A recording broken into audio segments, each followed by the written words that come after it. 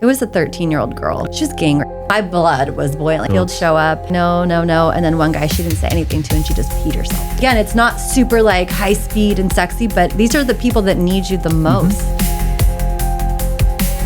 Welcome to the Proper Scoundrel Show. Sarah, how are you doing? Good, how are you? I'm glad you're back. Yes, thanks. I'm surprised you're back. After the first one, I thought you would know better. What's the news? So much stuff. I mean, it's like every day there's something new, so it's always hard to kind of pinpoint what it is. So it's like, yes, everything's new. Everything's new. If you ask me what it is, I'd have to go back and replay in my head to determine exactly what's That's different good, and though. new. That's good, though. New is good. Are you retired? No, so I was actually terminated. Oh, okay. Yeah, so I was terminated 2.5 years ago now, but relieved of duty about 4 years ago. Really? So it's been a long process, and I was with L.A.P.D. I saw some of it. I didn't want to go too far into it. I wanted to, you tell me what you want to tell me and that kind of stuff. But Yeah, I mean, if you would have asked me probably 2.5 years ago, I probably would have been not talking about it. So you're still in the process? Still in the process. Okay. Yeah, So, that process sucks. oh, it's awful. It's awful. It's awful. And it's something that you don't think is going to happen to you. And the funny thing, so big believer, super cliche, everything happens for a reason, right? Yes. So I know it sounds so repetitive and everyone says it all the time, but until you've lived, everything happens for a reason. Yes. You don't understand it. Yeah. So because of me being relieved of duty, fired, going through this whole process, I have met incredible people. Okay. And it's really nice to be able to help other people go through it. I literally received a phone call yesterday for someone that's going through it. Yeah. And then another one this morning. I see your advocacy. You do a lot of the advocate work. So what made you start? I get like in the beginning when I was first relieved of duty. So little backstory, I was pregnant at the time. Whoa. 6 months pregnant, get called into the captain's office, relieved of duty. Oh my God. So that sucked. Yes, of course. So I was in a very unique position where I couldn't just go get a job. Yeah. Right? So I'm 6 months pregnant, high risk pregnancy. I had gestational diabetes. I mean, it was just, that was like, it ran in the family. You know, it's just, It rains, is it what pours. is. It rains, it pours. So it was just, I had to go through a lot at the same time. yeah. And my husband and I were in escrow on a house, lost that house because I was now I'm not getting paid anymore. We had stopped, gotten out of the condo. So we had to live with my parents. Oh. How awesome. You know, it's like 38-year-old with her fiance moving in with my parents. It was awful. Yeah. Not to my parents. My parents are phenomenal. The situation. But just the whole situation, Yes. it was just awful. It's something that I never saw happening. I mean, I was a sergeant and a detective of 12 years with the L.A.P.D. and a degree in chemistry, a prior business owner, and now I have to live with my parents while I'm pregnant. My God. Like, it was a lot. So I never pictured myself being in that position. Yeah. And I didn't plan for that. So you kind of have to, it was hard. It was just hard because it's like, what am I going to do for work? I can't go work security. Yeah. I can't go and apply somewhere. I'm in the middle of getting fired. Yeah. And then the process, it's not just like, okay, yeah, you're relieved of duty and then fired next month. It's like, okay, you're going to wait 2.5 years or 2 years. And so you're just sitting there like, I have no idea what's going to happen. So in that time, a lot happened. Yeah. I started to meet different people. And the fortunate thing for me is that I made a lot of good connections on the job. I had a good reputation. I wasn't like some shitbag that was like, oh, fuck her, she deserves to be fired. Yeah. So I felt very fortunate that I had a lot of good connections and people on my side and rooting for me that pushed me into different directions to meet with different people. So I was very lucky. So I get to my board, and I don't want to say too much about the board, but I will say it in general. I don't want to name people because just not like that. Yeah, good. But my former lawyer, A former lawyer. you know, you go into it as, and this is important for people that are going through the process, going to go to a board of rights or a civil service. Is that what it's called? Yeah, civil service. Ours is civil service. Yeah. Your lawyer, don't think that your lawyer is going to do everything for you. You cannot put 100% trust. And I did. It's like, I trust him. Like, he's not going to, you know, he made it very clear, like, this is ridiculous. Like, what is happening? Yeah. And so I put my trust into him. And when it came to the board, there was just a lot of stuff that wasn't done that I wanted to be done. You assumed would be done. And even still, I was fired. And it was a 2-1 vote. So I had a dissenter that was like, not guilty on everything. This is ridiculous. But it's majority. So I was fired. And my lawyer was like, we're going to do a writ. Like, this is ridiculous. And so with LAPD, the next step is you petition to the league. So your union, we're called the league. Or LAPD's union is the league. The league. And so you have to do a presentation to them to see if they will fund your writ of mandate. And so a writ of mandate, for people that don't know what it is, it's an administrative appeal to an administrative decision. So in this case, the only way that you have an appeal is doing a writ of mandate. And so it costs a lot of money to do it. So my lawyer presented it to the league, and they agreed and funded my writ. It's like, okay, cool. And it's not, they said that it's not very common that they will fund it. So I felt very confident about that. Like, okay, cool. Like, at least people believe me. You know what I mean? Because I did have a lot of friends in this time that were like, yeah, you might have done, you had to have done something to be in this position. Like, there's always and it's like, those well, people. Okay, that's fine if that's what you think. They're lazy people, though. Yeah. Yeah, they are. They don't know. They don't know what they're talking about. They don't go look to see what it really is about. Right. Because don't get me wrong, like, there are people that deserve it, right? And it's like, and I would take accountability. If I did something that deserved to be fired, I would not be here. Yeah, but the people that deserve to be fired are obvious. They should be firing for the major stuff. Right. But when they get petty, it's usually political. And I don't know. I can't speak for your department. But it usually doesn't happen. The bad stuff makes the little stuff look even smaller. Yeah. And they don't waste their time with it. In general, not LAPD, not LASD, in general, law enforcement has become a me society. So it's like, I'm not going to stick my neck out That's what I mean. for you. Yep, that's what I mean. But do you know what? That's the kind of sergeant I was. I did stick my neck out for you. Yeah. And you just don't, and you can't do it in a way where you ever think, and this is actually funny. This segues into something that I was just talking to somebody yesterday. I do security work. And executive protection stuff. And I was worked last night. Okay. And the owner of the company, we had dinner after we were having this conversation. And he said something that I'd never thought about because he says, there's so many people that end up going through this process, right? And they think like, man, all these years that I've put into this department, how much of myself, how much of my time that I took away from my family and gave to this department. Yeah. And it was never reciprocated. Of course. But you believe it is reciprocated. You think it's going to be. And I was like, that's put so well because that is what it is that you do this because you think that same feeling that you're giving to your department is reciprocated. Not even a bit. Not even close. Not even a bit. And I think that's why so many people get hit so hard with this. It's of because course. like, what do you mean? It's betrayal.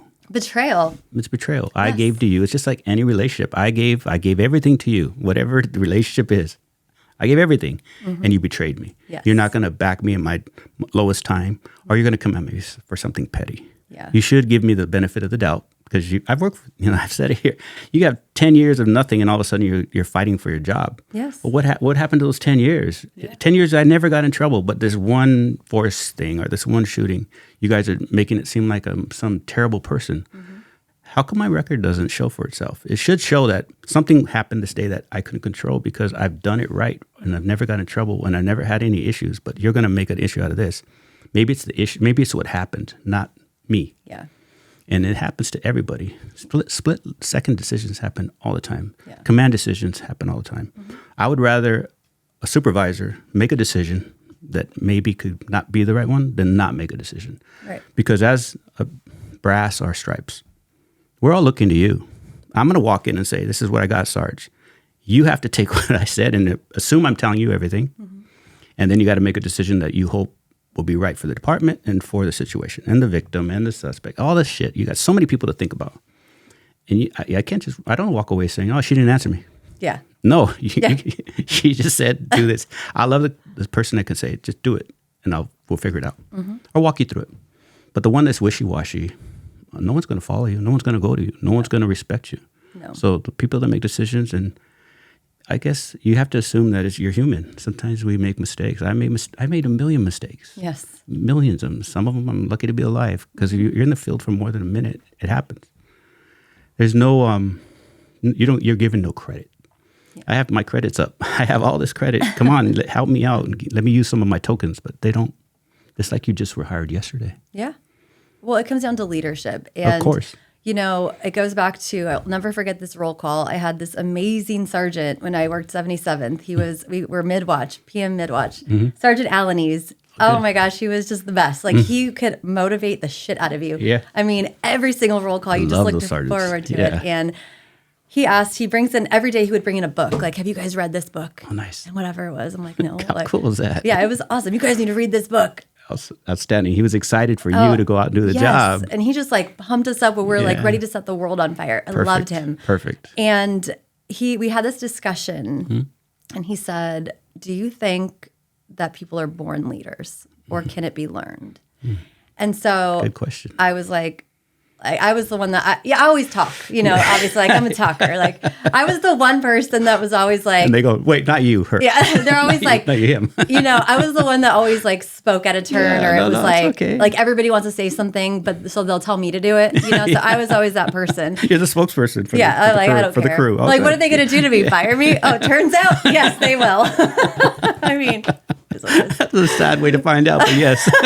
Like, yep. Maybe I should have been quiet. No, I'm kidding. I like that. I like that because we all spoke. We have the OGs or the spokesperson who's got the respect. Hey, man, can you run this by the sergeant? Because he's going to tell me to pound sound. Yeah. But he'll listen to you. Maybe he'll tell you no, but he'll listen to you because you're different level than me. So they're actually respecting you by doing that. Yeah, which was fine. Like, that's good. I loved it. And so I said, I think you're born a leader. I mean, you can learn the skills to be a leader, of course. But it's in you. Yep. I mean, people have this natural ability that people want to just follow you. You're either a follower or you're a leader. Yeah. And we got into this like big argument with, there was a lieutenant in there. I can't remember who it was, but it was somebody who was not a leader, clearly. And it was talking about I went to leadership school and I went to this and that. And I was like. Good for you. But. Cool. But how many people follow you? I mean, I didn't have that conversation real quick because I'm not disrespectful. But I just said my opinion is that there are people that are natural born leaders. Of course, you can learn to be a leader. But if you're asking me if you're born a leader or not, yes. People just have those natural abilities that people just see them and say, I want to follow that person. And it's because they're not afraid to act. Like going back to what you said, they're not afraid to make a decision, even if it's the wrong one. It's like, I'm going to make this decision and I'm going to own it. I think it's the right decision. Go with that. Yeah. It's not a dishonest thing. Like, just do it. You're trying to do the right thing. Yeah. It doesn't work out all the time. But what you said earlier, leaders and followers, you need them both.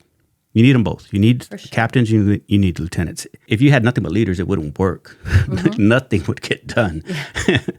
And I've been a follower and I've been a leader. It depends on the situation. You got to be able to step back and forth. You have to be. If you want to be a good cop, you have to step back and let somebody else lead, even though you want to take control. And even if you might not even think they're doing it right. But as long as they're not going to hurt themselves and no one's going to get hurt, you can go, okay, let them learn. A natural born leader is just followed. No one, he doesn't tell you, follow me. It just happens. And I've had those, and thank God I've had them. And I love those guys. When they showed up to a scene, I'm like, hell yeah, this guy's here, You don't go and kiss his ass, but if I have a problem, he's going to help me. Right. And it's not a spiteful thing. It's a good thing. Everyone thinks they're going to be a leader. That's not right. And the thing you said about being born, I think it's absolutely true. And I think it's how you're not born, but raised. It's hard to teach somebody to be a leader, though. Yeah. Because they'll fake it. Yes. And that's where you get in trouble. And you can see it, and you know it. The people that were trying to make decisions on, if they're making bad decisions like on your stuff and IA stuff, it's because they're pretending to be a leader. Yeah. Because if they were real, true leaders, they wouldn't have done that. So I made sergeant very young, 8.5 years on the job, which, a lot of people talk shit. No, that's good. But I did it, and I was like, very hesitant at first because I'm like, I only have 8.5 years on. I know, Depends on what you did before. We'll try it out and see what happens, right? And I loved it. I absolutely loved it. I knew what kind of leader I was going to be. But was I so arrogant that it's like it's going to be my way or no way? Absolutely not. So I'll never forget this. We were on a building search, and it was like a huge apartment complex, and it was wasn't an armed suspect, but it was a felony suspect, and we're looking for him. It was an arson suspect. That's what it was. And so I had two guys that were former military, like amazing, outstanding guys. You guys are team leaders. We're going to take two teams. You guys got it. I'll just be communications. Absolutely. You delegate because they know way better than I do. And I think that's what people don't realize. Like, you can humble yourself and admit they know more than me. Like, this guy's got 15 years. He's got more time on than me. He has military experience, and so does this guy. Why would I be the one in charge when they know best? They've seen way more than I have. So, but people are so arrogant and have so much ego that they cannot humble themselves. And, you know, a lot of people talk shit about like women cops, like, oh, women cops, this and that. Like, and there's a place for everybody. There really is. Don't get me wrong. There are some female and male cops that shouldn't be cops, but there is a little bit something different with women. We are a little more humble, right? It's like we can take a step back and say, hey, like, these guys know what they're doing. You guys handle it. You're doing a great job. I'm going to be communications. But when LAPD looks at that, where was your command and control? You just gave it up to 2 officers? I'm not joking. That was part of my complaint. Let me tell you about my complaint real quick. Go for it. Because I don't think I've talked about it yet. I'm interested. Go ahead. So 2020 riots. I was a sergeant. Our city got burned. We were mobilized for 16 days, so no days off. It was 15 or 16 days. I can't remember now. But we had very minimal people and equipment because a lot of it got burned, destroyed, all this stuff. They were specifically in Hollywood. Yeah. They were trying to burn our station down, and we had security 24. I mean, it was crazy. So coming off of 2020, you know, Joe Biden had just won the election. Now we're coming up into January. So January 21st. What year was that now? 2021. Okay. The inauguration of Joe Biden. So it had happened on the 20th. So the 21st was his first day in office. Well, there had been a bunch of protests and stuff. And, you know, you kind of start reliving like, oh, are we going to set up for another 2020? Like, what's going to happen? Yeah. So I get to work that day. And I get talked to by the watch commander. Hey, you're the only sergeant until watch 3 comes down. Because I was mid-PMs. Like, Watch 2 is out of commission. Our specialized unit, they got in a pursuit, TC involved, injuries, a K involved. Okay. They're out of pocket. And then there was nobody else. I'm like, okay, that's fine. I mean, I was no big deal. Like, I don't care. I can handle it, whatever. So that's all important. So one of my units does a supervisor request. I go up, and it's some 5150. She's broken into this Hollywood Hills mansion multiple times. The realtor and the owner were there, and they were like, we just want her to leave. Like, we don't know how she's getting in. So they run her. She's like, she got a misdemeanor warrant. We'll just take her back for that. I'm like, okay, cool. Like, we just want you here because when we were putting her in the car, she said her skirt came up, and we just don't want her to say that. Like, we raped her. Yeah. I'm like, okay, cool. I'll follow you back. Get to the station, and they're not getting her out of the car. So I'm like, let's get her out of the car, guys. And mind you, we're at the station in the booking stalls, camera. And so I'm like, let me talk to her. So I tell her, I'm like, hey, you know, ma'am, you're just here for a warrant. Like, you're not, there's no open charge. You're going to be fingerprinted, photographed, given a court date, and released. It's not a big deal. And I said the wrong city that her warrant was out of. And she went batshit crazy. Oh, shit. Because I thought they said Torrance, and it was like something else. And I was like, minor, yeah. And so she lost it. You're lying. You guys are kidnapping me. Like, you're crazy, or whatever she said. It triggered her. Yeah. And so I was like, you guys were doing a better job. You guys do it. I'm going to take a step back. So I stepped behind the car just in case there's a use of force, because the rule is if you witness the use of force, you can't take use of force. Of course. And knowing I was only sergeant, we're down resources with the potential of more protests because the specialized units are downtown undercover with these protests and all this stuff. Yeah. So that's my train of thought, right? Like, I made a decision. I took a step back, knowing we're at the station and Watch 3 was coming down soon as well. It's like, okay, we're good. They take her out, no use of force, nothing. They do a pat-down search. A female comes as a pat-down search, and she's screaming like, oh, my vagina, they can't touch my vagina. And so I tell her, look, we're just doing a pat-down. She doesn't want to touch you. It's just, we have to do this to get you into the jail. So she's screaming the whole time in the station, this is rape, this is rape, this is rape, this is rape, right? She was saying that in the back of the police car as well. This is rape, this is rape. And nobody was touching her at the time. So she gets checked in, bug processed, the whole thing. Well, fast forward 8 months later, I get notified that I have an IA investigation. And I'm like, oh, for what? So I look it up. I pull up the incident, and I'm like, okay, go watch the body worn. And I was like, oh, this? Like, what's it for? And it says failure to take a complaint. And I'm like, who's the complainant? And it's the department. So what happened was, this is what happened. This alleged complainant, well, she is the complainant, but a month later, she gets arrested by another unit. And she says that her butt was touched by the P1. And she tells the jailer at CRDF, oh, LAPD raped me 10 times. So they do an IA call out with LAPD. They go out and she tells them, fuck you, talk to my lawyer. Gives no statement. So they make a complaint and they give it to this investigator. And this investigator does an audit to say every single stop that she has or contact she's had with LAPD.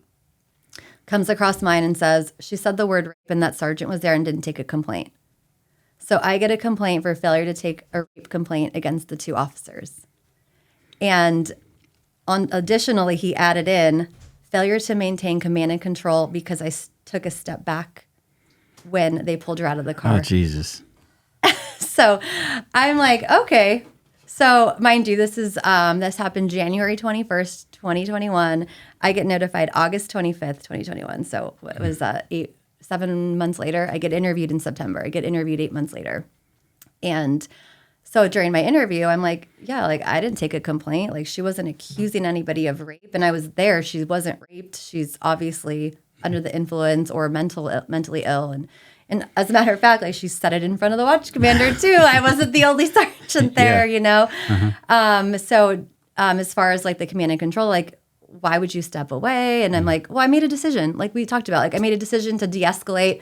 I knew our resources. I'm replaying everything in my head, right? It's like, okay, I know what's on the line here. If I have to get taken out of the field to get another sergeant to come in from a different division to do. So that's how my brain was going. So, okay, I took a step back. Maybe that was the wrong decision to you. To me at the time, it was the right decision. It wasn't a wrong decision. So then it comes up, the question says, did you review the body-worn video that night? And I was like, as a matter of fact, I did, because the watch commander heard this and asked me what's going on with this. So I explained the whole situation, and he's like, did you watch the body-worn video for the the initial contact? I was like, no. He's like, can you just do me a favor and review it, make sure like everything's good? I'm like, sure. So I remember reviewing it with the officers, and that was it. And so he says at the end of the interview, well, you know, everything looks good except for I have an audit trail that shows nobody ever watched it that night. And I'm like, okay, well, I remember watching it. And he's like, okay, well, I mean, I have to check with the body-worn video unit, but it shows that nobody reviewed it that night. Then you fast forward to February 2022, get called into the office, I'm relieved of duty. For false statement to an IA investigator for saying I watched a body-worn video that was irrelevant to the outcome of the complaint. But, you know, he got me, allegedly. That's what, I mean, that's what it is, right? It's like I got you kind of thing. Yeah, of course it is. And I'm jumping from one thing to another. Because I started with this and I'm ending up here. This is what I'm going to get you for. Now, Sergeant, let's start with the Sergeant thing. Sergeant's not supposed to get in fights. Yep. The only reason a Sergeant gets to fight if I can't control what I'm doing. You leave the field units to do what they're doing. And you know what the trigger was. It was when you told her something that she didn't want to hear or she thought was wrong. You always take the trigger away. And if I'm the person who's the guy screaming about, I'm going to back off because I know it's me. And I don't want my guys to get in a fight because fighting hurts. Yeah. So you can tell who they're mad at. It's like the woman's mad at the husband. She's screaming. You take the husband, you move him out of her eyesight. Right. That's how you de-escalate. Right. That's how you're trained to de-escalate. Yes, I know. That's what you went to all these stupid trainings they send you to is find out what's making them mad and move it. It's just dumb, but it's true. When you backed off, that's the right thing to do. Right. And you're not leaving, going in the office and saying, call me when you're done. Yeah. He's like, you guys, she's clearly mad at me. I'm going to move back here and you guys get her out of the car and let's get her inside. Right. 72 hour, 50, 150, you do all that shit all the time. We deal with, I mean, LA is full of these people. Yeah. Full of them. And I know there's a policy with certain departments where everything's a complaint. Every complaint is supposed to be looked at, but you couldn't do it. Yeah. You would never get out in the field. Taking the sergeant out of the field and making, you know what, you go fight her and then we'll watch you fight. That's stupid. Now, the other stuff, the body worn, I used to do this stuff. There's always problems with body worn. I know. There's always problem with the computer system. There's always problem with the way they input it and download it. You can't say none of that's true. Right. There's a million ways to say it was wrong. So I get that too. It just sounds stupid. You're a sergeant. Yeah. They paid millions of dollars to train you. And you're doing the job efficiently till that day. They're in their words, not mine. And they're going to say, oh, you know, we don't need her anymore. Let's just say we don't. And what are you cutting bait on? It's not in the news. It's not a big deal. And it's not true. Mm-hmm. She's not going to win a lawsuit because she was raped. She wasn't raped. Right. So it's a procedure termination. That's bullshit. Yeah. I don't know. I'm sorry. That was wrong. It was wrong. And look, like I said, like what I didn't take a complaint, correct. And as the time went on, remember, again, I was a probationary sergeant at the time. But you don't take a complaint off of that. No, well, it's got to be obvious. Policy. But it's got to be obvious. No, LAPD policy. That's what I said about, I try to be nice, Sarah. I know there's certain departments that have to take every complaint. That's LAPD. Yes. I didn't want to be mean because make my LAPD guys friends mad. No. I'll do it. Just it's okay. I'll just do it. I know their policy is every complaint is taken and has to be taken to the top. It's ridiculous. It's just that my interpretation of it. So again, like I was a boot sergeant. I'm not saying that's an excuse completely, but at the same time, it's like you're very minimally trained on when to take a complaint. So you use kind of your common sense and judgment. And so the funny part is that your first failure to take a complaint is just an admonishment. It's like training, like, hey, next time, whatever. And which is what it should have been. Like, okay, I'm sorry. I did not think that required a complaint. Like at no point in my mind did I think, oh yeah, I should initiate a complaint. Like that did not cross my mind until all this like exploded. My question to you would be, when did she say she was raped? To me, I never heard her say I was raped. So that's like they touched me, or that's the rape is when they were patting her down, or they. Yeah, I don't know. I had a woman with a razor blade in her damn bra, big ass razor blade. You have to pat them down. Yes, you have to. As you're trained, another part of training. You're being taught. You don't just throw someone in the jail unsearched. That's how they get guns. We found guns in the jails. We find knives in the jails. Find dope in the jail. Yeah, because people are too afraid to touch them. Yeah, and then you're going to say this. Your job was, once I arrest you, is I'm supposed to be in charge of your security. Mm-hmm. So I'm going to put somebody in the cell with other inmates with a knife. Now I'm not doing the job of protecting the other inmates. Yeah. So there's so many reasons we can justify why we do things. Yeah. And searching, patting down, and safety, all this stuff. You have to search her. So she says, someone shot me. It's obvious he wasn't shot. You don't take that complaint. According to LAPD, yes, you do. It's ridiculous. It is ridiculous. And again, it's like a learning curve for me. Like, hey, I'm sorry that I didn't take the complaint. It's not like I lied and said, oh yeah, I took a complaint. You didn't get that paper. You didn't get that CF number. Like, I did it. It's on my desk. It's still there. Go check. Obviously didn't happen. And I used my common sense and training and my training experience to see it was a lie. Yeah.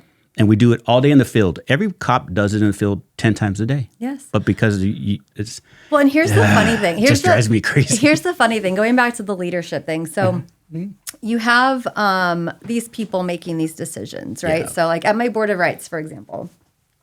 And this is where I think things should change. Okay. And I don't know how I'm going to do it, but I'm going to change it. But you know the whole reasonable officer with similar training and experience, right? Mm-hmm. You have that standard, the reasonable officer standard.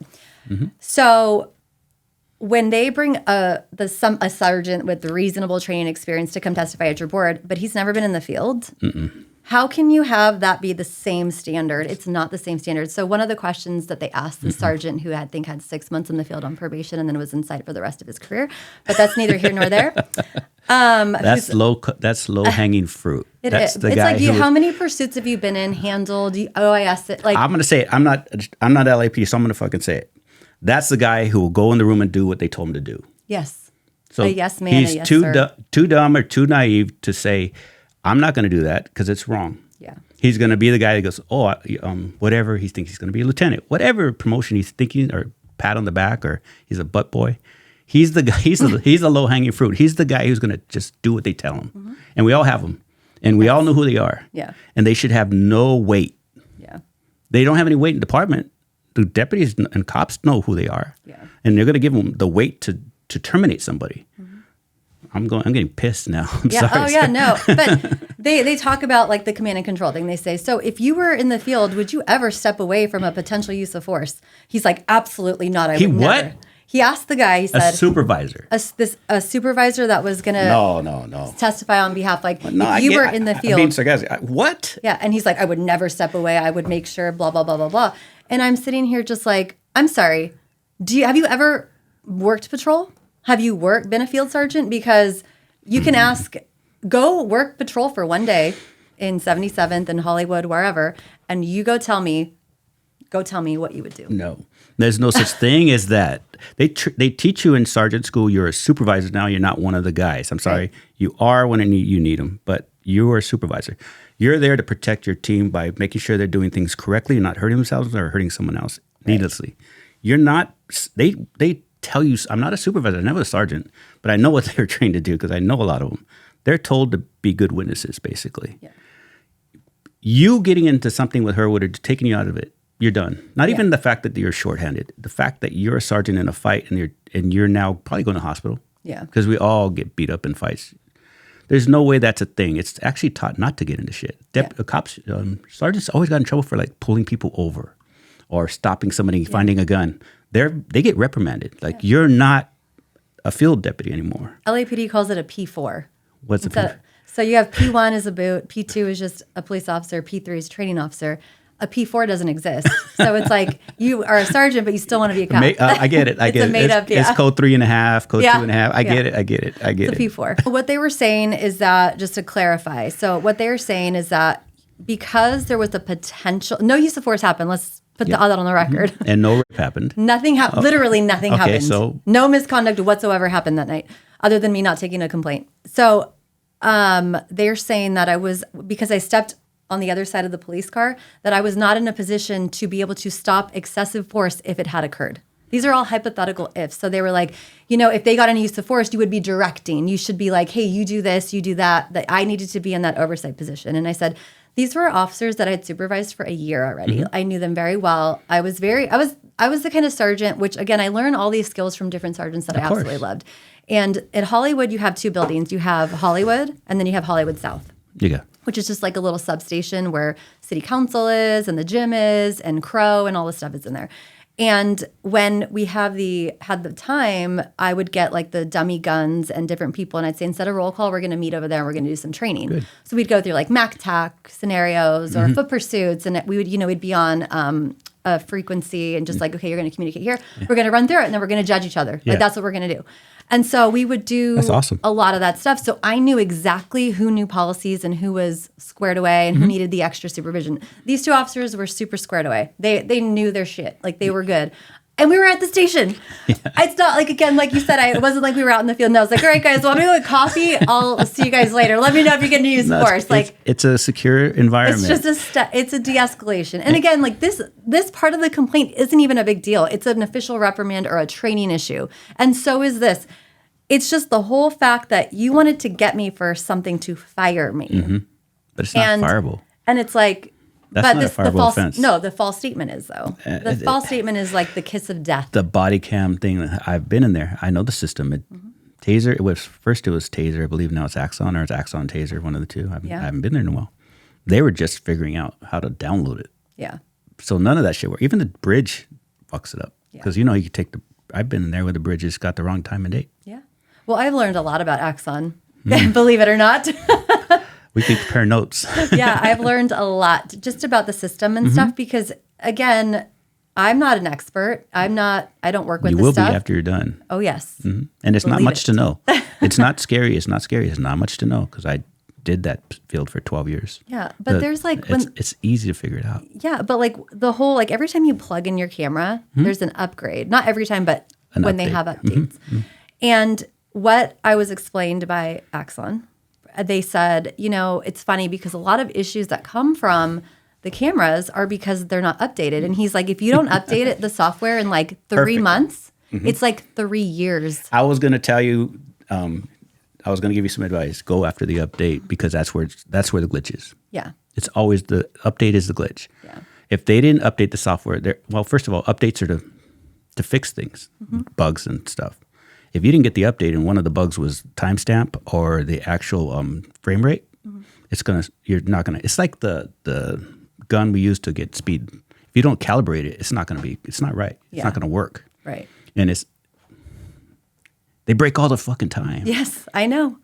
And I had incident after incident after incident of failures that was never presented at my board of rights. They're pieces. When I would hand out a bug or tracker or put a tracker on a car, the one thing I would say is it's an electronic piece of equipment. Because they would say, oh, we're going to catch this guy and it's going to be foolproof. I go, you might get the confession and bring it back to me and the shit didn't record.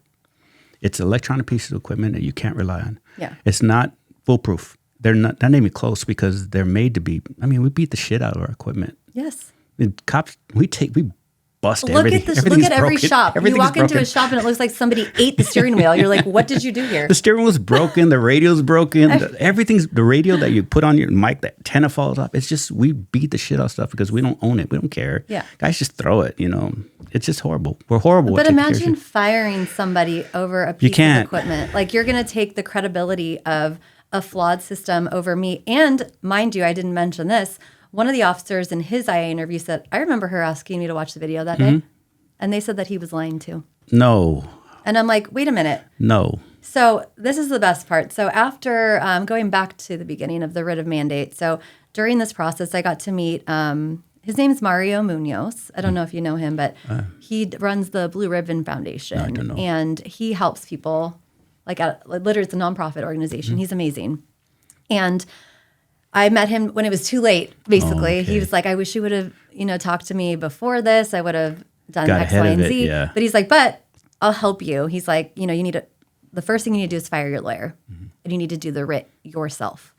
And I was like, me? Whoa. Like, I am, He's just going to fill it out. I'm like, okay. You know and he's more like, about it. he's like, no, I know nothing about No, it. you're going to know more about what to write. Yes. And I'm like, okay. And he's like, he's not going to do you any favors. Like, you will lose the writ if he does it for you. Okay. And I struggled with it because, I still was in the mentality at the time of like LAPD, like I cared a lot, and I didn't want to hurt somebody's feelings. And I wasn't an advocate for myself during the process. I wasn't I didn't push hard enough with my lawyer, like demanding stuff. It was just like letting the process happen. And I fell into that until I met Mario, and he was like, nobody cares. Yep. Except for you. Yep. Nobody cares. He's like, I don't care more than you do. Your husband doesn't care more than you do. You care. Yeah, everybody does care. Like, you're the ones that love you, but nobody cares as much as you do. And it's true. And nobody cares enough to stick their neck out for you. Yes. That's what he's trying to tell you is, you have friends and family. Everybody, you're going to do great. I got your back, Sarah. But when it comes to sticking their neck out, good luck. Yeah. You might get some. Yeah. Like the guy who said, I remember that. Yeah. That he took a risk. Yeah. He took a big risk, and I give him credit for that. But they're hard to find, those guys. Yeah. Well, the partner officer, it was funny because he said he didn't remember. He's like, I don't remember. I don't want to get involved. But at the end of the complaint, there was more that came out. Actually, I don't want to say it yet because it's still ongoing, so I don't want to say. I get it. But yeah, so there, and he was right, but it took me about 6 months, and I was like, you know what, Mario, you're right. Because my writ date kept getting extended, and I didn't know. And I was like, I thought it was supposed to be this date. Now it's going to be another year. It was just taking forever. So I finally got the balls, and I was like, okay, I'm going to do it. I'm going to fire my attorney. And I knew what that meant because I have to write a letter to the league. I have to send it to my attorney, and I knew it was going to piss people off, and I was going to feel like shit and all this stuff. And then all of a sudden this bomb was dropped, and then it was like, okay, now you have to do it. And I was in this rush, okay, you have to do a substitution of attorney. You have to do this. This is due then. You got to get a continuance. And I don't know how to do. I'm not a lawyer. I'm just a freaking LAPD sergeant. I don't know what I'm doing. So I'm I was a wreck. I mean, my stress level. I gotta say, I was gonna ask. It was no walk in the park. I mean, it was. I sobbed for a week straight, and I was just like in the privacy. I don't like to cry in front of people, so I was in my car. I'm like, oh my god. But and then I finally was like, okay, you got shit to do. You got to get this done, right? And so it's like work, get it done. Yeah, Mario was so awesome. He helped me write my opening brief. Oh, nice. And it was awesome. During this time, I met Nicole Castronovo. And it was very funny. It was by happenstance, actually. It was social media. And I had been on Marlon's podcast, and I think she had seen it and then sent me a DM and was like, I thought the league was funding your writ. Why are you representing yourself pro per? And so I was like, oh, that's a whole story. And so she's like, call me. And then that's how I met Nicole. And so she was like, look, if you want, finish, doing it yourself. Because the way the writ goes, you do an opening brief. The department has, the respondent has, 30 days to do a reply brief, which is an opposition to what you put in the opening brief. And then you have 15 days to do the reply brief. Yeah. So she's like, finish the reply brief, and then I can just pinch hit for you and argue it. It's okay. And I wasn't sure if I was going to use her because I didn't know her. I was like, I don't know, I've come this far on my own. But then as it got closer, I'm like, you know what? I have exceeded my abilities. I have no idea what I'm doing. You need help now. Like, I can't argue this case. You're going to need help. And again, it's coming back to like, I'm not going to be arrogant. Like, I know when to walk away. Yeah. I know when to Get the people that do it. Yeah, like let the pro do it. Put the right people in the right positions and let it happen. You got to do that. So with the writ, the day before you go to trial, which is where the oral arguments are, you go online and it shows the tentative ruling. So it's the judge, and what I've learned, it's the law clerk that reads the writ, the opening, all the things, and then makes a tentative decision. And so it was basically like, what a piece of shit I am. Oh, yeah, like 19 pages of like, oh no, we denied this writ, like she lost. And I was like, oh, cool. Everybody thinks I'm just a piece of shit liar. Cool. And I sent it to Nicole, and we were talking about it. And I was like, I should just go get a bottle of wine and drink until I can't feel feelings anymore.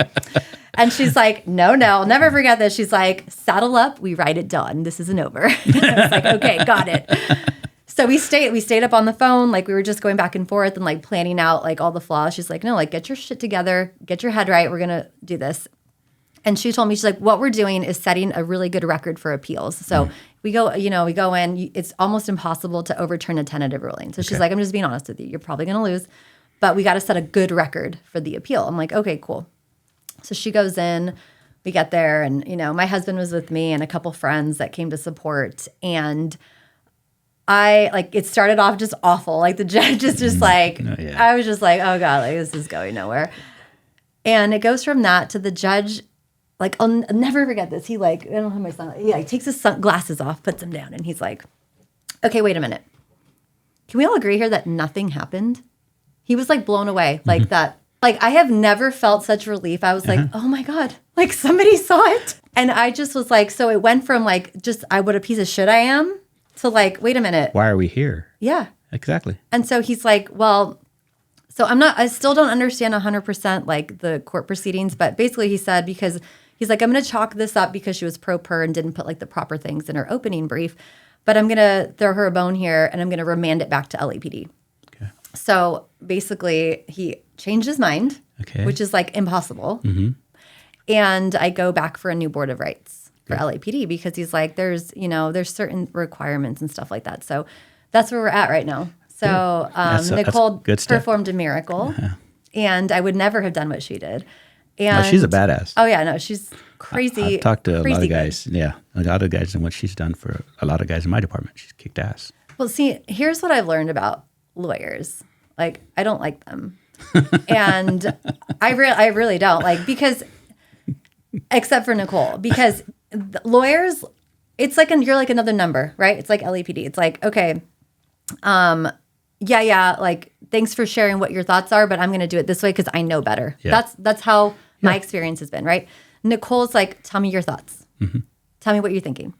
And she listens to you and she actually cares. And she's the kind of person, like, for example, my lawyer was like, yeah, I don't want to do all that because it's going to like cause too many waves. It's going to, we're not going to bring those people in. Nicole's like, all of them, I'm going to have their heads. Mm-hmm. Bring them in. She's like, I don't care. My loyalty is to my client, not to the department, or not to what could possibly happen in the future. My loyalty is to my client. That's awesome. And it's like, and that goes a long way. And I told her, I was like, I just had never felt that from a lawyer before, where it was just like, it felt like you cared more than I did. And she literally, I mean, it means the world. I'm like, even if she didn't win, the fact that you cared so much, like, that means something to your client, that you answer.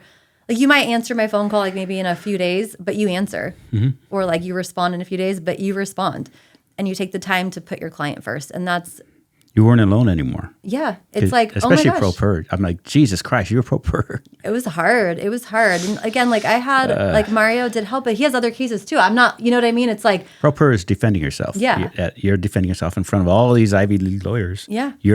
I want to do my own case. And you weren't a lawyer. Yeah. So you're going against all of them. And the judge expects you to be a lawyer. Not to be a lawyer, but to act and all the process. Even though you're pro per, you have to do everything. I worked court service. I was a bailiff for almost 4 years. Oh, nice. Pro pers were awful. Yeah. Because they were inmates and they were drug dealers and killers and robbers, and they just wanted the phone calls and they wanted the perks that go with being a pro per. But when it came to court, they just destroyed it. They couldn't do it. Yeah. They couldn't do it. There's so many rules. They think they can talk. You can't talk. You have to ask questions and wait for the answer. And the questions have to be pertinent. You did good. Just the paperwork alone, I wouldn't have been able to do it. Hell no. Oh no, it was. Hell, it's a mountain. Oh, it was so hard. You did it. You just did it. But you do what you got to do. And it's like, and in that process, like I learned so much of what to look for now. And Nicole, I mean, thank God for Nicole, because in my reply brief, she's like, no, we need to change this. Like she helped me with that too. And it was like, she's like, these are the important things. Like all of this doesn't matter.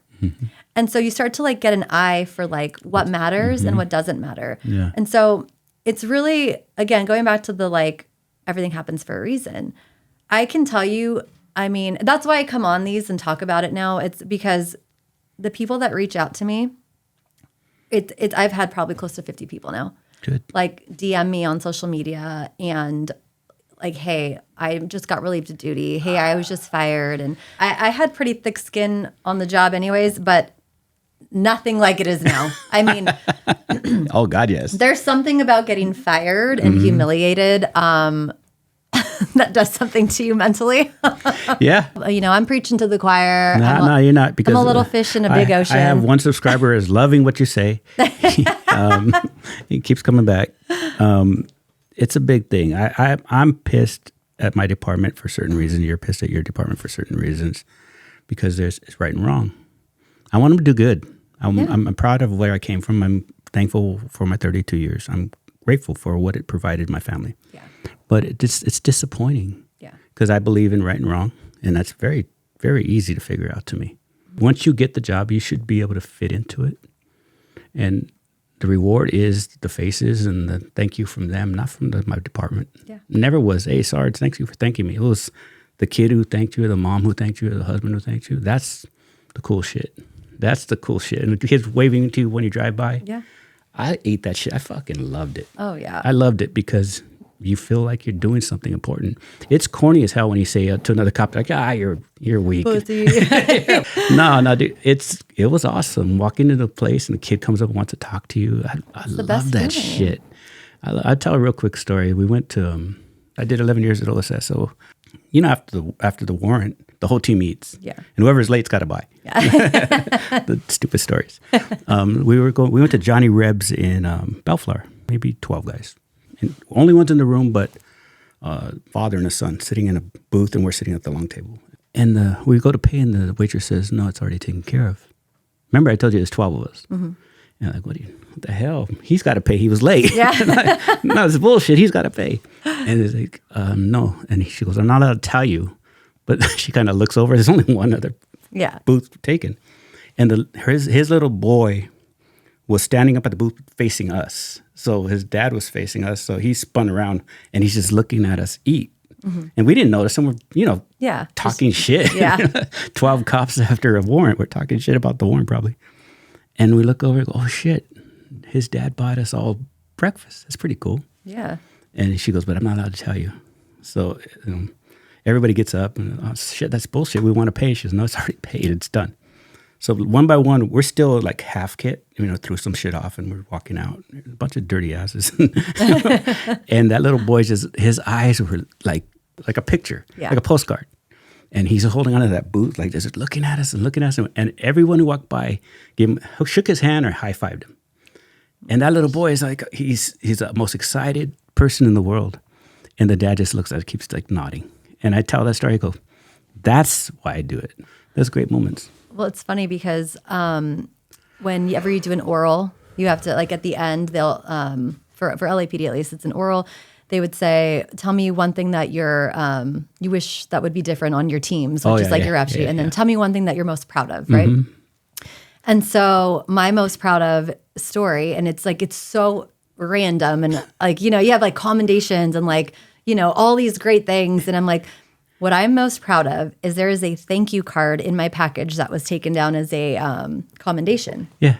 And I was like, my old partner and I, one of my first partners, and we were partners for almost 2 years. And oh my gosh, he was the best. Like he is the best partner you can ever ask for. But we're working together and we have to take over a day watch call. And it was a missing person. You just do hourly checks, like go check in, whatever. So we go in person and we meet with the family, and it's an older Black woman, and she's hysterical. Like, my husband has dementia. Like, it's been I think 18 hours at this point. Like, I don't know where he is. She's like panicked, and we're like, okay. And so we like get some information. Okay, has he been missing before? Yes. Okay. What's it like? We get everything from her. We have it on the report, but we spend extra time with her. And we go back to the station, and me had working a little bit of detective stuff. I was like, let's look up in DCTS. It's like a detective system with LAPD, and go pull his other reports because he's been missing before. So we pull it, and it shows where they found him last time. They always go back. And so I was like, let's go check it out. We go, and he was there. Yeah, always. And we brought him back home within like, what, 2 hours? Yeah. And she was just sobbing. And I was like, so you're telling me that nobody could have done this? He's been missing for 18 hours. Yep. Easy. And nobody could have just checked where he was last seen? No one took the time. Nobody took the time. And we went and found him. We brought him back. The next day we go into the station, and they're like, hey, you guys, you got this card. And it was a thank you card from the wife and her daughter. Nice. So the daughter of the missing person. And it was just like, you don't know what you've done for our family. Nice. We were this and that. And they had brought like balloons and like a bunch of donuts. And I was like, okay, well, where are the donuts? And everybody had eaten them. I'm like, cool, you're welcome. Thanks. I have those stories. Yeah. And it's usually the guy that didn't help. I know. It was all the day watch people that we took over for them. I'm like, cool, you guys reap. Oh, it's fine. It was funny because I had cookies delivered to me, and the guys that wanted to blow it off ate them, and I'm like, yeah, I'm the only one that helped her. I'm the only one that did anything. And she delivered them. You fuckers ate them. That's great, though. That's a great story. But it's like, that was what I was most proud of on my package. That's great. What I saw, and I was like, out of all the things, that was because we made somebody's life better. It's like, if you saw her in person, you know what it's like when you see a grieving person. It's like, my husband is gone. They'd been married for 65 years. My husband is gone. Like, I don't know where he is. He's never been gone this long. I'm scared. Is he dead? Is he? Yeah, she's in fear. And we just cared. Do you know what I mean? And it's just like, it wasn't a lot to do, but you did it. It's simple, but no one takes that time. Nobody does. Because it's on to the next call. Because you got your partner going, forget it. Nah, dude, we're stopping. Yeah. We're stopping. I almost had a fist fight in the front driving once. Because I was driving to something he didn't want to go to. And he called, I said something, I called him a coward. And I thought he was going to hit me in the front driving. Because, shit happens in the car. We're going. And we're not going. And you got to fight some of those guys. But the right thing should be obvious. That's obviously help the lady out. It's not hard to do. You're already out there. Fucking do it. Yeah. And it's your job. It is literally what you signed up to do. But it gets blown off all the time. All the time. Guys don't want to deal with that. It's like, you're too macho for that shit. Yeah. I love it's that. because it's not sexy. Yeah. It's not a gun. It's not a gangster. Hanging around the and it's donut like, girl and that kind of Denny's with the waitresses. Get off your ass and do your fucking job. Yes. Sometimes you got to do stuff that's not cool, right? It's like, but I think that's the cool stuff. It's not cool to them, right? It's like to the cool kids. Yeah. The cool kids of course don't do it'd be about, it sucks when you're like, okay, I got that child abuse investigation. You're like, well, there goes my night. Like, we're done. So, like, we're not getting the gun tonight. But it's like, it's okay, whatever. But it's your job. You're gonna go. You have potential. I mean, I have. You make a difference. Yes. Mm-hmm. Like, I was obviously. I was gonna say I was a female cop. I am a female. But when I was like one of the few, because there's not very many of us. Even though there's a lot of them, there wasn't at the time. At least there wasn't a lot. Percentage is very small. And we handle all. Right? The female involved. So it's always, I've handled so many. Yeah. And same thing, like we responded to one and my partner was like, because they're long. Take them to Santa Monica, do the SART kit. It's just, it's a lot of work. It's a whole thing. But it has to be done. And I was like, you made the choice to work with the female. So this is part of the package. And you're going to go do all the searches. Yeah. They call you for a female search. It's just part of the job. Yeah. And this one was like, it was a 13-year-old girl. Oh, she was maybe 12. It's been so many years, but she was 12, 13. She was young, and she was gang raped. And she wouldn't talk to anybody except for me. And so I sat there, and she couldn't remember much. And I was like, okay, let's start remembering certain things. Because my blood was boiling. This is before I had kids. So it was like, my blood was like, I'd be even probably more mad now. But I was like, okay, we're going to find these guys, right? We're here. You're safe now. And I had her like describe, do you remember seeing anything going to the place? And she like remembered this McDonald's. And I'm like, okay, there's only so many in 77. So you pull it up on the map and she's like, I'm like, okay, does this look familiar? She's like, yeah, it does. And she's like, I'm like, okay, so I get the it was all on my phone. And so I'm like showing her street view. And she's like, that's it, that building. I'm like, okay, but there's like a million. And I was like, do you remember anything about the door or anything? And she's like, yeah, it was a red door. And it was like the only red door. And I was like, okay. So we found the location and we got like the gang unit involved because I was just patrol. Yeah. And so we got a gang unit because it ended up being 60s, like that were there. And I might be mixing my gangs at this time because it's been so long. But we called everybody out. We did a whole call out and she was we went and got a different shop, a detective shop with no cage so she could sit in the back. And we shone a light and did the field show up. And she said, no. And then one guy she didn't say anything to and she just peed herself. Oh. And it was like, damn, that's him. And we got him. And it was just like, outstanding. I mean, it was that, but how many people would have done that? Do you know what I mean? And it's like, know your calling, know your purpose, and know why you signed up for this job and do your fucking job. Mm-hmm. Like, yeah, again, it's not super like high speed and sexy, but you're changing. These are the people that need you the most. Mm-hmm. These are the people that need you the most to save their lives because what would happen to them? Mm-hmm. Just to have another copy like, okay, we take the report. All right, well, detectives will be in contact with you. Yep. Oh, I've seen it. All the time. I've seen it. And nobody cares. It's disgusting to me because you're lazy and you're making us all look bad because you're lazy. You want to do something else other than your job. There's so many of those guys. Yeah. But the guys who aren't that type of person, and the girls, they thrive. They kick ass. I want to be one of those people. Mm-hmm. You want to be one of those people that everybody goes, man, he saw shit in the street. Because there's people who think I'm on patrol, but I can't do anything. I just take the report and walk away. Yeah. I love, my TOs taught me, no, we're going to go find the dude. Yes. We're not taking just the girl, the sexual assault on the girl. We're going to find him. And every night we went out and we found him on our own. Yes. And he goes, this is how you learn. You want to be detective one day? I'm going to show you how to do the follow-up. Mm-hmm. And, I'm going to write a report and walk away. That doesn't work. That's not proactive to me. That's laziness. And I hate lazy. People watching this that know me going, yeah, fucking Adam hates lazy people because I'll say it. Yes.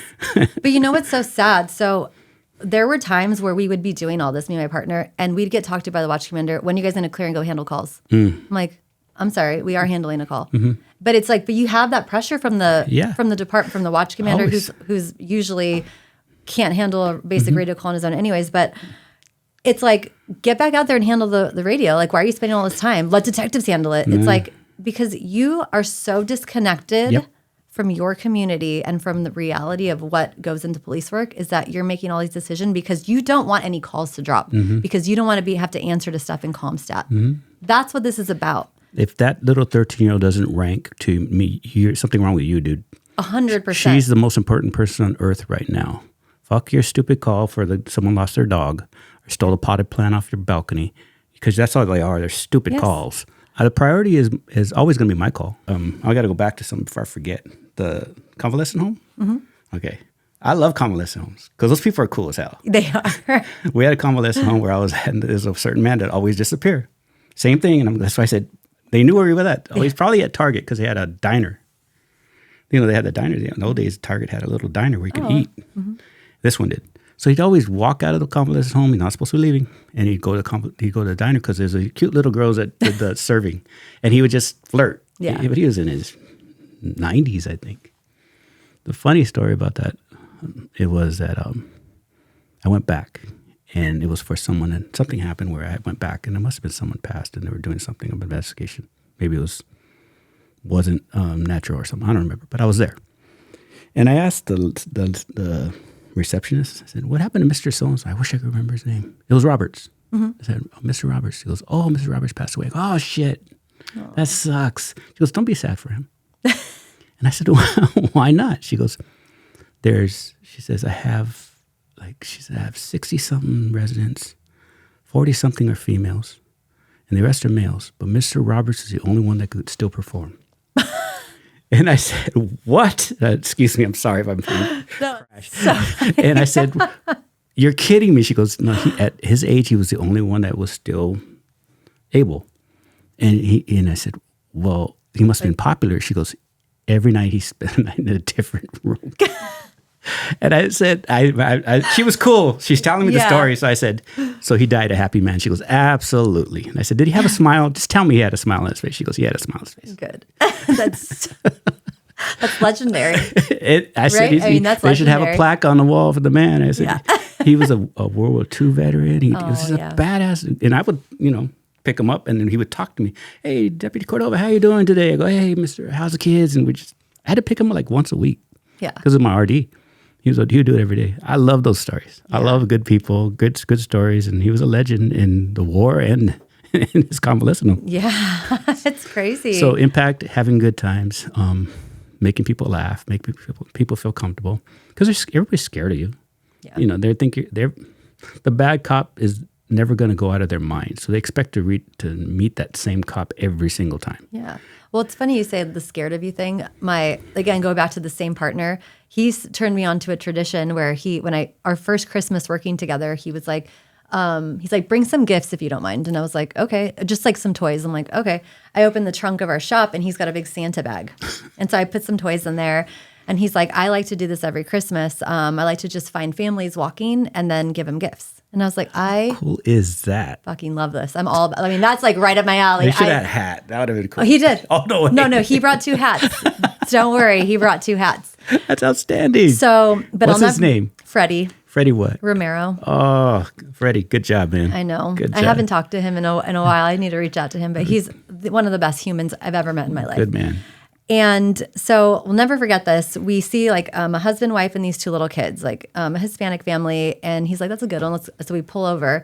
And right away, the dad's like very scared. And the kids like start getting crying, thinking we're going to, and we're like, no, sweetheart. Taking daddy to jail again. We're not here for that, That's right? what they think, though. We don't care about nothing. Last time. All I want to know is what is Santa bringing you for Christmas? Oh, shit. And then the parents were like, we don't have a lot of money. So I was like, well, Santa told us that. So that's why he sent us over here. So we bring him back to our trunk and then they wouldn't pick out a couple toys each. And we're like, Merry Christmas. That's so cool. And it was just like, but you see that initial fear in those kids because they only know trauma.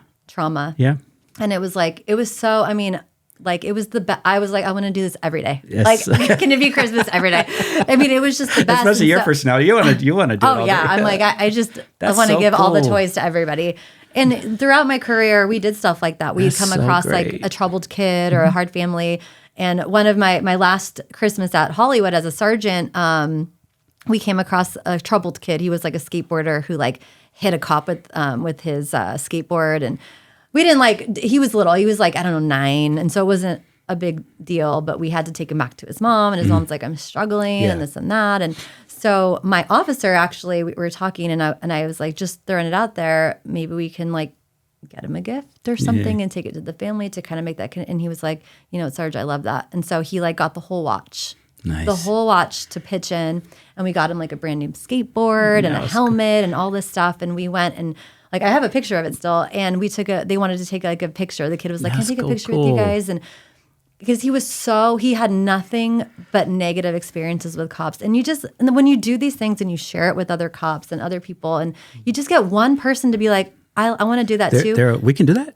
Yeah, you can do that all day. Yes. It's like, it makes such a difference, like in their lives and people. And that's what being a cop is. Yep. It's not working admin bullshit. And that's why I feel like these admin pogues need to be in the field because they need to go and work with someone like Freddie or someone like me or somebody else that has our same values and see what we actually do on a daily basis. Like not just sitting like, how can we get them today? Oh, they had a late body worn activation 3 times in a row. Oh, they have no buffer.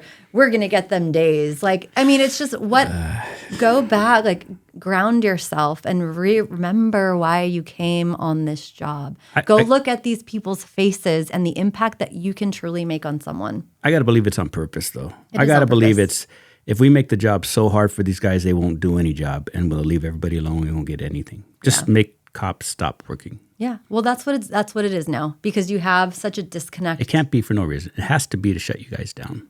Yeah. It has to be to just make people stopping people and not even just getting complaints, just doing the job. Well, everybody's so scared to lose their job. And it's like, you think about it, like people always ask me like, oh, what would you do if you got your job back? Would you go back and this and that? And I'm like, my heart and soul is a cop. And it's not up to me, right? It's not up to me. But and my initial thought is like, but I'd have to be like an admin slug because I'd feel like I'd be looking over my shoulder all the time. Especially and it's now, like, and it's like, but how sad that I'm not. Think about all these cops that see what I go through or other people, as I'm not alone. I mean, I'm not going to say that that LAPD or all these agencies just fire people for no reason. That's not the reality of it, right?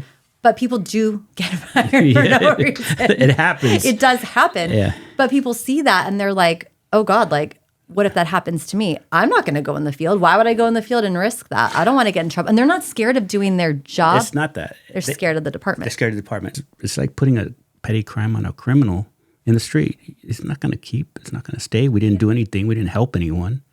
You know, it's just bullshit. It's a waste of damn time. It's the whole contempt of cop theory where it's like, why though? You know, like somebody gives you an attitude. So it's like, okay, now I'm going to impound your car. Now I'm going to do this and that. And it's like, because your feelings were hurt. Let them talk shit. Who cares? Write your ticket, move on. And that always ends up badly. Yes. Always. Because when you start turn into a complaint. Making shit up always ends badly. Yes. Let your ego go. I mean, like, you know, when I first came to 77th, it was like culture shock for me. I grew up in Laverne, California. You know, I was like, hello. Like, I am not joking. I worked and you go straight to patrol from academy. Oh my God. And so when I was at Hollywood, I did my probation. And then I went to 77th and I worked with, I mean, I'm 77th. I'll never say more. I can't say enough good things about that place. Like people there were just phenomenal cops. You just had the best of the best there. And I worked with, and everybody like worked gangs, knew the gangs. And I was like, I want to learn everything.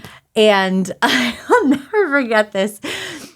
We detain these like rolling hundreds and I'm like doing the FI card, you know, and I can't understand what they're saying. And I'm not trying, I'm not trying to be racist. I literally, because it's Ebonics, like it's just a different language, it's really. And truly, it's all slang. Like I was like, what's finna gonna, like finna and like, what's finna? Like I literally. It's funny, but it's true. Because I didn't know what it was. I was like, I have no idea what that is. Like and so they were like trying to explain it. Culture shock for you. It is. But I had to learn it. And then you come accustomed to them. You're like, okay, now I understand the language. But you shouldn't know that language. Right. You shouldn't. It's not a bad thing that you don't know the language. Yeah. It is part of society. It is them. And there's nothing wrong with them talking like that. What I'm trying to say is you shouldn't know that because you're not from there. You shouldn't be assumed that you know every culture every time. It's just like if someone was like when in Rolling Heights or you're in Monterey Park and you do the Asian community, I couldn't understand a lot of the stuff because they speak differently. And the guys there are like, don't you get it? I go, no, I can't, I don't understand. You have to develop the ear for it. Yeah, exactly. And they've been out there years. Like, okay, now, and after a while you get it. Yeah. But yeah, I was sitting there. Fitting gun is funny. Like, I'm like, finna. What? Yeah. But then I'm doing the FI card and I'm like, okay, like what, you know, where are you from? and he's like, Rolling Honeys. And I was like, what is that? And he's like, Rolling Honeys. And I'm like, oh, are you saying, and I go, I'm sorry, are you saying Rolling Honeys? And the other guy that was detained, he's laughing. I wish you would have wrote it. Oh my God. No, well, I was like, right. So my partner. I would have saw the car when you brought it to me and back at the stage. What the hell? My partner's laughing. The other gangster's he's like, oh, she's clowning you. She's clowning. And I'm like, oh yeah, like I'm totally clowning you. I did that on purpose. Yeah, totally. And then so my partner's like laughing. He's like, no, it's Rolling Hundreds. And I was like, oh, got it. But it's just like, it was just so funny. It's just like hilarious. This big like culture shock. And I did the same thing when it was like black pea stones. Uh-huh. And this one I did write down. And it was on Thanksgiving. And I was like doing FI cards and stuff. And I wrote black pea and I put PEA, like for pea stones. Yeah. And they're like, they like made a picture of it, wall banged the shit out of me. They were like, we're gonna make fun of you. Like they put it in the report reading room. That's what we do. Yeah, that's what we do. I was like, I'm surprised they nicknamed you that. Oh, that would be your name. That would have been funny. That would be your name. Yeah, it was so like black eyed peas. Like that would have been a good one. But I was just like, you're learning, right? Like you're learning that culture and stuff, and it's just. The areas are so diverse. You're going to learn every culture. I didn't see crack until I went to Century.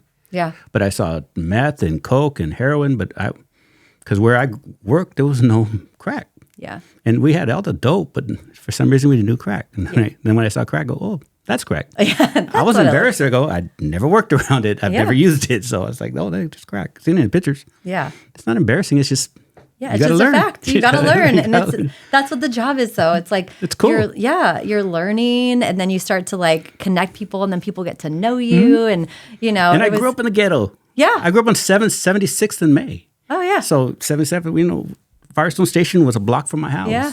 And I never, that wasn't my crowd. Yeah.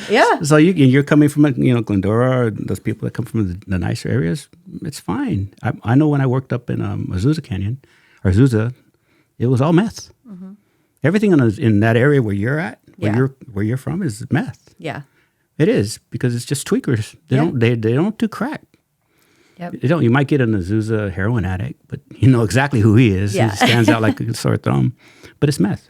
Every area has specifically certain stuff. And that's what I loved about going to different stations. Like, damn, this is going to be cool. I'm going to learn some new shit. Yes.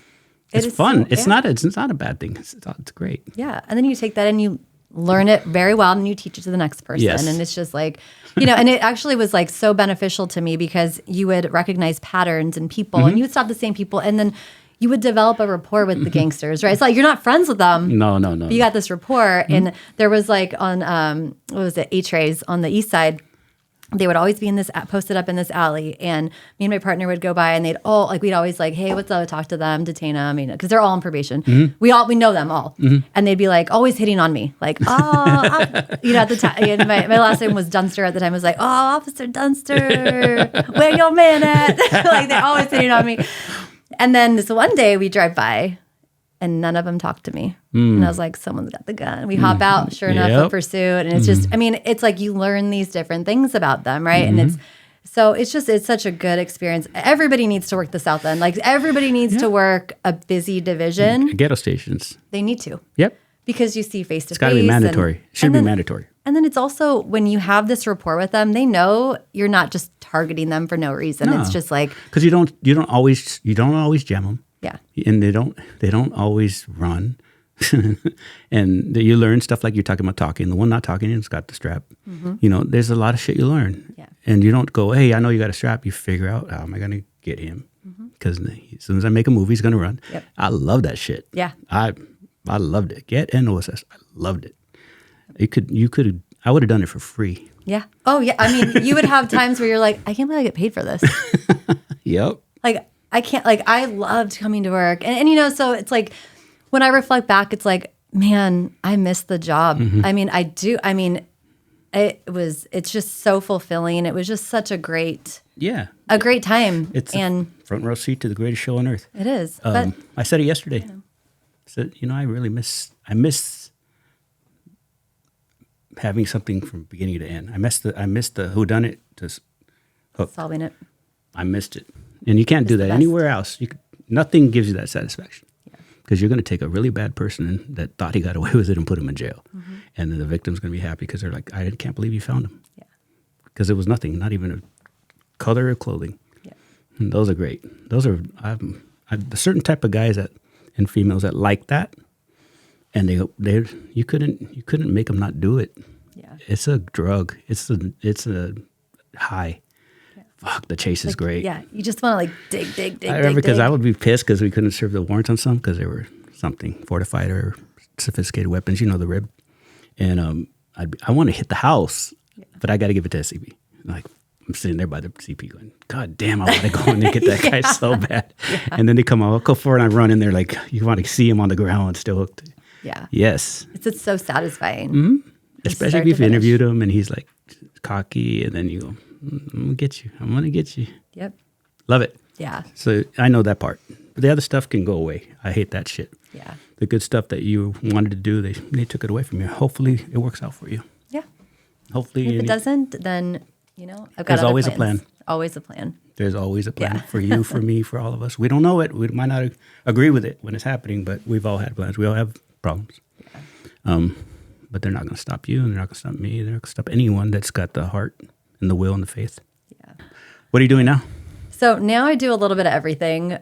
So again, in this whole process, I've applied to, I can't even tell you, I lost track of how many jobs I applied to and got those rejections. Mm-hmm. So trying to start over in your 40s is not super easy.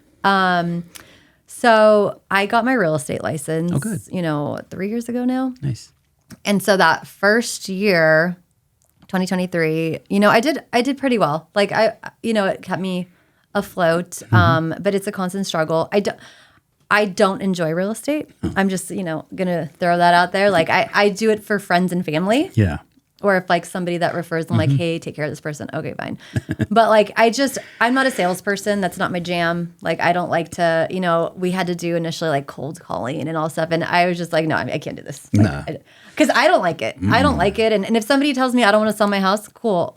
I wouldn't either. Like, I mean, it's a bad time. And it's like it's always a great time to buy and sell. Sales and it's like, sucks. Dude, it's not. Sucks. Like, it's not. It sucks. So it's like, I do it for friends and family. And that's, online sales, like calling people. Yes. Oh gosh. It's so. No, I couldn't do it either. Yeah. I mean, I was very fortunate. I'd hang up with myself. Oh yeah. No, it's like, I can't even finish this dialing the number. I'm done. I'm going to hang up with myself. Yeah. It's awful.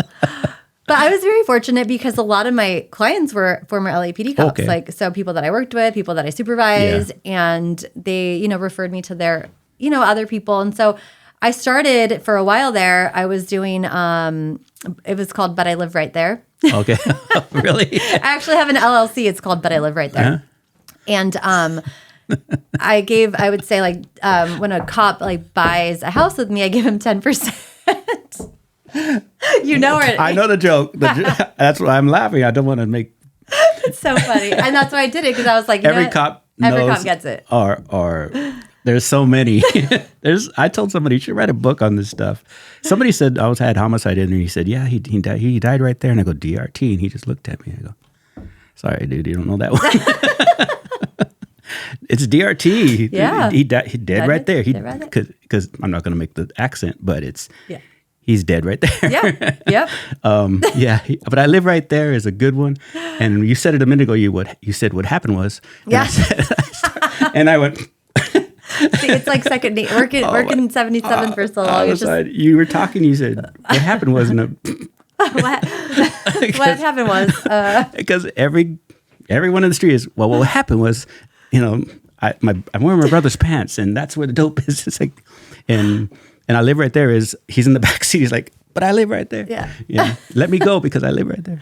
Or my baby, and you get medication to my baby. How old's your baby? 28. Okay. And the medication is marijuana. Got it. All right. There's so many. There's so many. That's why we start this because it's fucking hilarious. It's so funny, the shit that you see in here. Yeah, you thought I was going to get it. I know. She's like, sheriffs don't use those. Yeah, we use the same shit. Oh, yeah. It's the same one, and they're hilarious. Oh, yeah. I started like targeting my business towards cops where it's like I'd give them like they got money, part of my commission back for closing and like just nice. different like because I'm like everybody takes care of firefighters because they're the real heroes allegedly.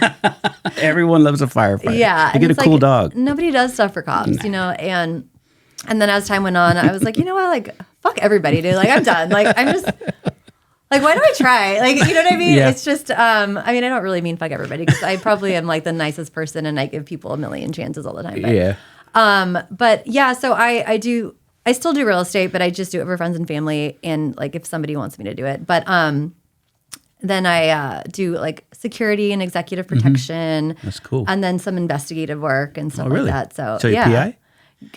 I'm in the process of it. I just help out with like interviews that people want to do, cool. and I do it. So you still do some of the stuff that law firms and stuff. You can use your training for some stuff that you already know that stuff. You're probably good at it. Yeah, but I'm in the process of getting my own PI firm. Really? Yeah.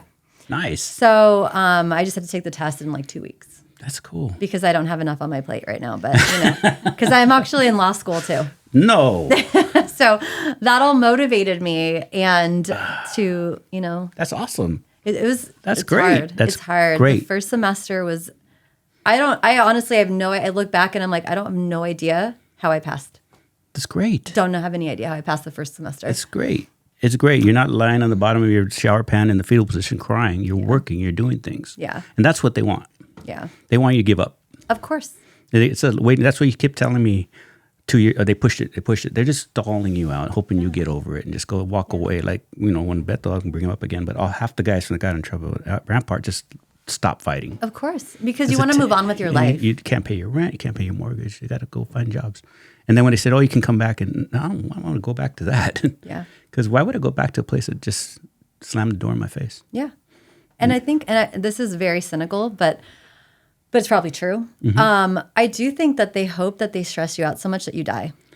True. Because then they don't have to worry about you ever again. And it is very cynical. And nobody would ever admit that. But I do think, like, in the back of their heads, it's like, I mean, it comes back to retirement too. Yeah. Like, oh, keep working. Like, let's do this. So we only have to pay them like 2 years because they're going to die in 2 years after retirement and all this. It's just that mentality of like, hope maybe they'll just die, you know? And it's sad because I've known people that have gone through it and have died before it's completed because of the stress. And it's so awful.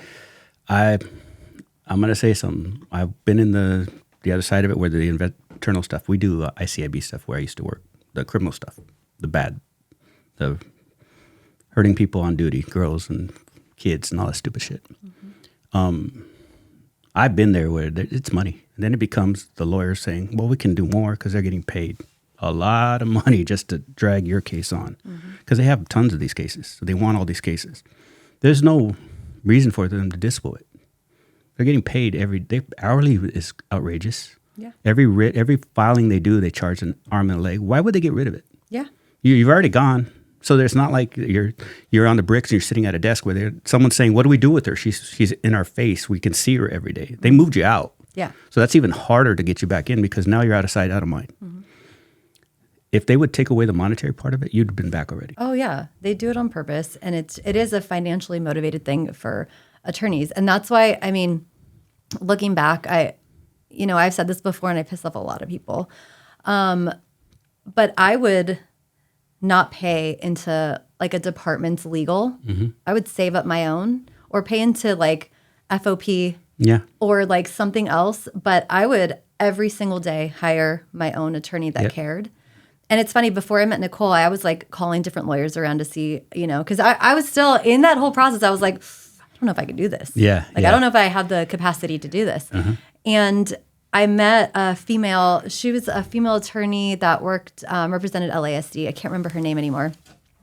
But she was the first person that called me and was like, hey, you know what? Like, whoever gave you advice to fire your attorney, it was really good advice. Yeah. Because you wouldn't have won. No. And she was like, that was that conversation with her. And I wasn't hiring her. Like, I was trying to, but she was like, I can't, like, I'm busy, this and that. And she's like, I have so many cases. I don't know LAPD. It's in the middle of a writ. Like, but she's like, but I will give you advice. Yeah. So she's like, send me your stuff. And she was so, like, she took time for free to help me. And I was just like, okay. And that's what motivated me to continue. That's great. And so there are lawyers, and they're very few and far in between that do care about you and aren't in it for the financial motivation.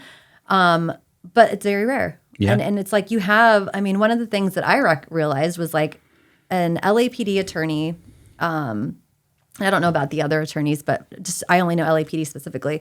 It's $9,000 they get to do a board of rights. And then that price goes up for a writ. I think it's like $15,000 to $20,000 for a writ, or maybe something around there. And then if you do an appeal, it goes up even more. And it's like, what's the motivation to win? You know what I mean? It's like, and then you have so many.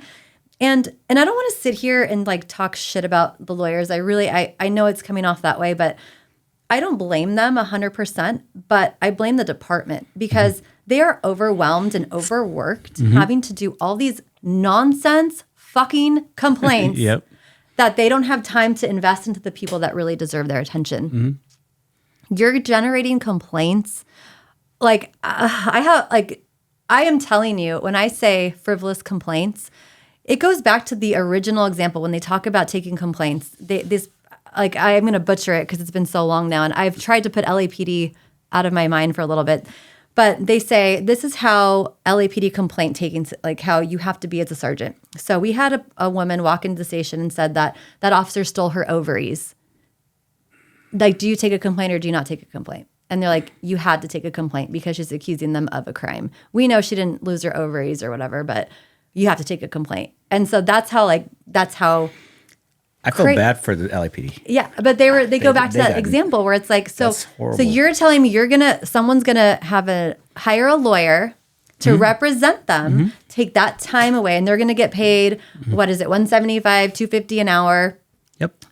To handle that complaint. Yes. And it's like, it's ridiculous. You think about why the city is allegedly broke. It's like, look what you're doing. You are generating all these complaints. And when you talk to other agencies, they're like, okay, when I've run my scenario by a lot of people just to say like, please tell me what I like the wrong. I like to learn from mistakes, right? Like I've always been open to feedback, always been open to, debriefs were a big thing. Yeah. Especially at 77th. Oh man, I'll never forget my first debrief. I fucked up on a building search. I walked in and I was brand new. Yeah, like I fucked up and I was like, got screamed at by all these officers that I like looked up to. What the fuck? You know what could have happened? This and that. And then as soon as we were done, I was like, let's go get a cup. Yep. That's what it's supposed to be. And I never forgot that. And I never made that mistake again. Yeah. Right? It's like you let it go. You learn and you get better and you let it go. Those are the guys that remembered when they fucked it up.